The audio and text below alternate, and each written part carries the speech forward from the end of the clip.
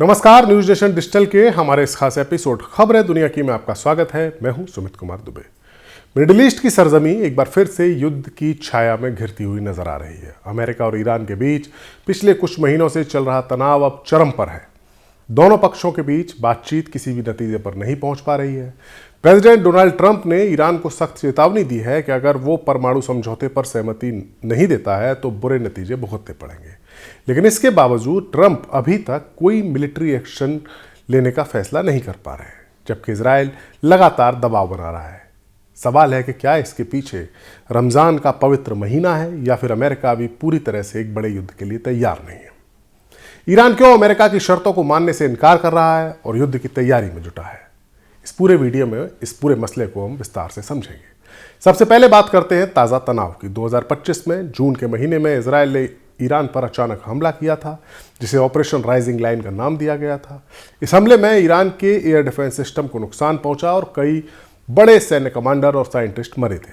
America ने भी इसमें हिस्सा लिया और ऑपरेशन मिडनाइट हैमर के तहत ईरान के 2 बड़े परमाणु सेंटर्स यानी फोर्डो और नतांज पर बमबारी की। इस 12 दिन के युद्ध ने ईरान की परमाणु क्षमता को कमजोर किया। हालांकि ट्रंप का दावा था कि इसे पूरी तरीके से नष्ट कर दिया गया, लेकिन ऐसा हुआ नहीं। ये पूरी तरह से खत्म नहीं हुई और रिपोर्ट्स यहां तक आई कि ईरान के पास जो एनरिच्ड यूरेनियम है वो अभी भी उसके पास बरकरार है, जो परमाणु बम बनाने के लिए सबसे बड़ी चीज होता है। अब साल 2026 के फरवरी आते आते हालात फिर से गर्म हो गए हैं। अमेरिका ने मिडिल ईस्ट में अपनी मिलिट्री ताकत को अभूतपूर्व स्तर तक बढ़ा दिया है, जो 2003 के इराक युद्ध के बाद उसका सबसे बड़ा मिलिट्री जमावड़ा माना जा रहा है। अमेरिका ने 2 बड़े विमान वाहक पोत ग्रुप्स तैनात किए हैं। यूएसएस अब्राहम लिंकन अरब सागर में जनवरी के अंत में पहुंचा था, जिसमें कई विध्वंसक जहाज जैसे USS Frank E Peterson junior और यूएसएस स्प्रूस शामिल हैं। दूसरा विमान वाहक पोत यूएसएस गेराल्ड आर फोर्ड भूमध्य सागर से पूर्व की ओर बढ़ रहा है, जो टॉमहॉक मिसाइलों से लैस है। इसके अलावा दर्जनों फाइटर जेट्स जैसे F-22 Raptor, F-15E strike eagle और B-2 स्पिरिट बॉम्बर्स भी हाई अलर्ट पर रखे गए हैं। ये विमान ब्रिटेन, जॉर्डन और बाकी जो इलाकाई ठिकाने हैं वहां पर तैनात हैं। अमेरिका के डिफेंस डिपार्टमेंट के मुताबिक ये तैयारी ईरान पर दबाव बनाने के लिए है ताकि वो परमाणु कार्यक्रम को रोक दे। लेकिन सवाल यह है कि इतनी बड़ी मिलिट्री तैयारी के बावजूद अभी तक हमला क्यों नहीं हो रहा। बातचीत का दौर भी चल रहा है। हाल ही में जिनेवा में दूसरे राउंड की बातचीत हुई थी, लेकिन वो किसी नतीजे पर नहीं पहुंच सकी। तीसरे दौर की बातचीत कहां होगी, कब होगी, ये भी अभी तक डिसाइड नहीं हो सका है। जिनेवा में जो अमेरिका और ईरान के बीच इनडायरेक्ट बातचीत हो रही थी, वहां अमेरिका के उस बातचीत के बाद अमेरिका के वाइस प्रेसिडेंट JD वेंस ने कहा था कि ईरान ट्रंप की रेड लाइन्स को मानने को तैयार नहीं है। ट्रंप ने 22 फरवरी को ईरान को एक अल्टीमेटम दिया कि 10-15 दिनों में एक सार्थक समझौता करे, वरना बुरे परिणाम होंगे। ईरान की ओर से कोई ठोस रिएक्शन नहीं आ रहा है। जानकारों का कहना है कि ईरान बातचीत को लंबा खींचकर समय बर्बाद कर रहा है या समय यूज कर रहा है ताकि अपने डिफेंस को मजबूत कर सके। वहीं इजराइल के एक पूर्व सैन्य अधिकारी अलेक्जेंडर ग्रीनबर्ग ने कहा है कि समझौते की संभावना बेहद कम है और मिलिट्री कन्फ्रंटेशन की आशंका ज़्यादा है। फिर भी ट्रंप सरकार बातचीत को प्रायोरिटी दे रही है। जैसा कि व्हाइट हाउस की प्रवक्ता कैरोलिन लेविट ने कहा कि अगर बातचीत से ईरान का न्यूक्लियर या यूरेनियम एनरिचमेंट रुकता है तो मिलिट्री एक्शन की जरूरत नहीं पड़ेगी। अब सवाल है कि ट्रंप के फैसले पर इजराइल लगातार अमेरिका पर दबाव बना रहा है कि ईरान के परमाणु ठिकानों, बैलिस्टिक मिसाइलों के ठिकानों पर हमला करें। इजराइल के पीएम बेंजामिन नेतन्याहू ने जो टॉप लेवल की मीटिंग्स हुई थी उनमें अमेरिका से समन्वय किया है। दोनों देशों के बीच डीकॉन्फ्लिक्शन प्रोटोकॉल भी सक्रिय है, लेकिन ट्रंप अभी तक हमले का आदेश नहीं दे रहे। इसके पीछे की 2 वजह मुख्य बताई जा रही है। पहला है रमज़ान का पवित्र महीना, जो मार्च की शुरुआत जो शुरू हो चुका है और अभी चलने वाला है। रमज़ान में मुस्लिम दुनिया में युद्ध से बचने की परंपरा है, क्योंकि यहाँ शांति और इबादत का से वक्त माना जाता है। कुछ रिपोर्ट्स में कहा गया है कि ट्रंप सरकार रमज़ान के दौरान हमला करने से हिचक रही है ताकि इस इलाके के जो सहयोगी देश हैं जैसे सऊदी अरब, कतर, UAE उनकी भावनाओं को ठेस न पहुँचे। ये देश पहले से ही ईरान के कमज़ोर होने और इजराइल की बढ़ती हुई ताकत से चिंतित हैं और हमलों का विरोध कर रहे हैं। इसके अलावा एक बात और है, वो ये है कि अगर युद्ध हुआ और इन देशों में मौजूद जो अमेरिका के मिलिट्री बेस है वहाँ से हमला ईरान पर किया तो ईरान भी पलटवार करेगा और इस तरीके से पूरा इलाका जो कि मुस्लिम बहुल है वो युद्ध की चपेट में आ जाएगा।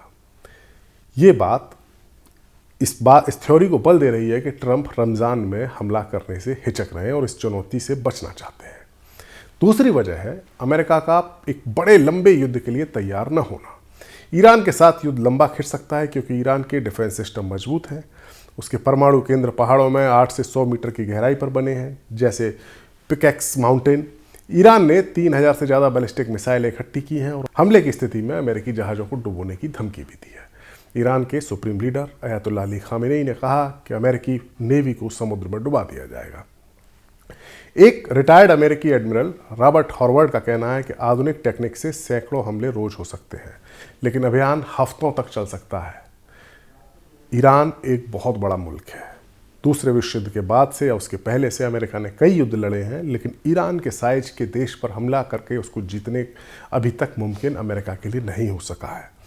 अगर ईरान से युद्ध होता है तो फिर ग्राउंड इन्वेजन की भी ज़रूरत पड़ेगी, क्योंकि अमेरिका का टारगेट वहाँ पर रिजीम चेंज भी बताया जा रहा है और ऐसी स्थिति में युद्ध बहुत लंबा भी खिंच सकता है। इसी दौरान अमेरिका में मध्यावधि चुनाव होने जो नज़दीक है और मतदाता महंगाई और इकोनॉमी पर ध्यान भी दे रहे हैं, न कि लंबे समय तक चलने वाले युद्धों पर। ट्रंप के सलाहकारों ने चेतावनी दी है कि लंबा युद्ध राजनीतिक जोखिम पैदा कर सकता है, इसलिए ट्रंप इकोनॉमी पर फोकस रखना चाहते हैं। ईरान की ओर से देखें तो अमेरिका की शर्तों को मानने से इनकार क्यों कर रहा है? अमेरिकी विदेश मंत्री मार्को रूबियो ने शर्तें रखी है। यूरेनियम का एनरिचमेंट बंद करो, बैलिस्टिक मिसाइलों की रेंज कम करो ताकि इजराइल को खतरा ना हो, और इस इलाके में मौजूद जो मिलिशिया है जो ईरान के सपोर्ट से चलते हैं, हमास, हूती या हिजबुल्लाह, उनको समर्थन देना बंद करो और अपने मुल्क में थोड़ी फ्रीडम दो, अपने नागरिकों से बेहतर व्यवहार करो। ईरान इन शर्तों को एक तरह से सरेंडर मानता है क्योंकि उसका न्यूक्लियर प्रोग्राम शांतिपूर्ण है, ऐसा ईरान दावा करता है, लेकिन वो इसे लिमिटेड बनाए रखना चाहता है। यानी ये ऑफर कर रहा है कि उसको वो लिमिट कर सकता है, लेकिन ज़रूरत पड़ने पर हथियार भी बना सके। मिसाइलें, ईरान की जो मिलिट्री पावर में कुछ कमजोरियां हैं, उसकी एयरफोर्स में कमजोरी है, वो बहुत अप टू डेट नहीं है, उस कमजोरी की भरपाई ईरान की मिसाइलें करती हैं। खामेनेई का मानना है कि शर्तें मानना एक सीमित युद्ध से ज़्यादा खतरनाक है, क्योंकि इससे ईरान की जो प्रतिरोध करने की क्षमता है, जो एक्सेस ऑफ रेजिस्टेंस उसने बनाई है, वो कमज़ोर हो जाएगी, जिसमें हिजबुल्लाह, हूती और बाकी समूह भी शामिल है। ईरान युद्ध की तैयारी में जुटा है, जैसे अमेरिका जुटा है, परमाणु केंद्रों को मजबूत कर रहा है, अग्रेसिव ड्रिल कर रहा है और अमेरिकी ठिकानों पर हमले की धमकी दे रहा है। IRGC के कमांडर हुसैन दागिगी ने कहा है कि अगर अमेरिका हमला करेगा तो इजराइल ईरान का पहला निशाना होगा। ईरान का मानना है कि 2025 का युद्ध उसकी एकजुटता को बढ़ा के गया है और अमेरिका की गलतियां उससे सामने आई हैं। कुल मिलाकर स्थिति नाजुक है। अगर बातचीत नाकाम होती है तो युद्ध के संभावित परिणाम या परिदृश्य बताए जा रहे हैं, सीमित हमले से लेकर पूर्ण युद्ध तक। सीमित हमला मतलब एक हफ्ते तक स्ट्राइक्स की जाएं, एयर स्ट्राइक्स की जाएं, ईरान के परमाणु ठिकानों, मिसाइल ठिकानों को नष्ट किया जाए, IRGC के कमांड कंट्रोल सेंटर को नष्ट किया जाए और ईरान की पॉलिटिकल लीडरशिप को भी एलिमिनेट किया जाए ताकि रिजीम चेंज की संभावना बढ़े।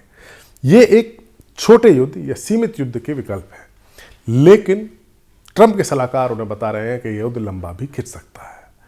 अगर सीमित युद्ध से पूर्ण युद्ध तक गाड़ी पहुंच सकती है और जिसमें ईरान, अमेरिका की फौज, अरब देशों में जो पड़ोसी मुल्क है और इजराइल, इन सब पर भी हमला करेगा।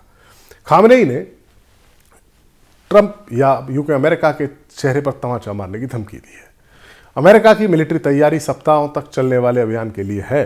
ये बात भी है, जो अमेरिका ने जिस तरीके से वहाँ पर फौजी जमावड़ा किया है, वो ये बताता है कि वो कई हफ्ते तक चलने वाले युद्ध की तैयारी कर रहा है, लेकिन रमजान और आंतरिक दबाव इसे रोक रहे हैं। क्षेत्रीय शक्तियाँ जैसे रशिया ईरान का समर्थन कर रहा है, जबकि टर्की और बाकी मिसाइल के मुद्दे पर चेतावनी दे रहे हैं। अगर ट्रंप ने हमला किया तो यह सिर्फ ईरान तक सीमित नहीं रहेगा, बल्कि पूरे मिडिल ईस्ट को प्रभावित करेगा। फिलहाल दुनिया सांस रोककर इंतजार कर रही है कि क्या रमज़ान शांति लाएगा या युद्ध का आगाज होगा। हमारा वीडियो आपको कैसा लगा? कमेंट सेक्शन में जाकर अपनी राय हमें ज़रूर दें। नमस्कार।